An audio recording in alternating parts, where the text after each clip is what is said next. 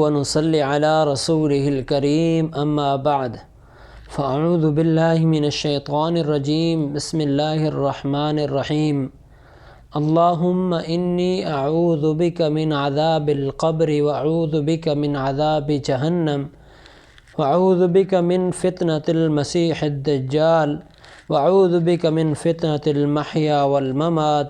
اللهم إني أعوذ بك من المأثم والمغرم صدق اللہ العظیم۔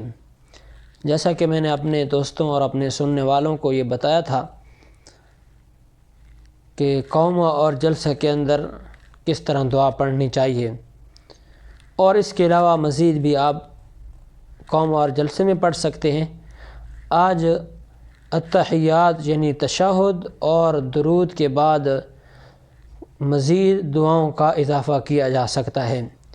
یعنی جس طرح ہمارے عرف عام میں ہمارے عام لوگوں نے رب اجعلنی مقیم الصلاۃ یہ والی دعا یاد کی ہوئی ہے، اکثر یہی پڑھتے ہیں، دوسری دعائیں بہت کم پڑھتے ہیں۔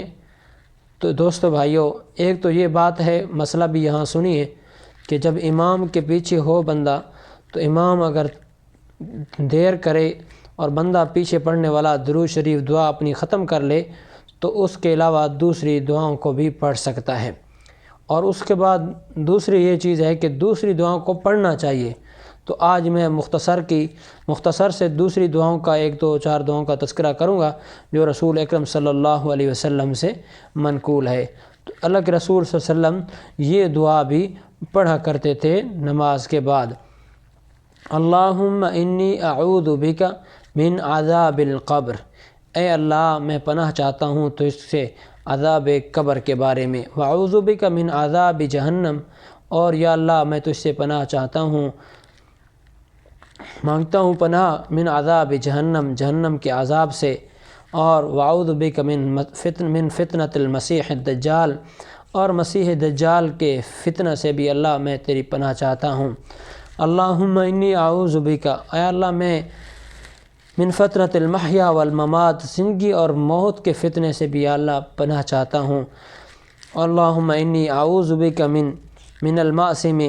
والمغرم، اللہ میں گناہوں سے بھی پناہ چاہتا ہوں، اللہ گناہوں سے، اور دوسرے والمغرم اور قرض سے بھی، یعنی ہر قسم کی عذاب و مصیبت و تکلیف دہ جو چیز ہے اس سے یا اللہ میں تیری پناہ میں آتا ہوں۔ اور اس کے بعد دوسری دعا نقل کی گئی ہے، اللہم انی ظلمت نفسی ظلما کثیرا ولا یغفر الذنوب الا انت فاغفر لی مغفرۃ من عندک وارحمنی انک انت الغفور الرحیم۔ اللہم انی ظلمت نفسی، اے مالک رب العالمین میں اپنی جان پہ ظلم کر چکا ہوں، مجھے معاف فرما دے، ظلماً کثیرہ، اور میں نے ظلم بھی بہت کیے، ہر قسم کے اللہ گناہ کیے، تو مجھے معاف فرما، ولا یغفر الذنوب، اور تو نہیں معاف کرنے والا گناہوں کو، الا انت، مگر یا اللہ تو ہی گناہوں کو معاف کرنے والا ہے، فاغفر لی مغفرۃ، اور میری بخشش فرما، مغفرۃ بخشش جو اپنی طرف سے کامیاب بخشش ہے، یا اللہ وہ مجھے بخشش عطا فرما، من عندک جو مغفرت کا اعلان تیری طرف سے ہو۔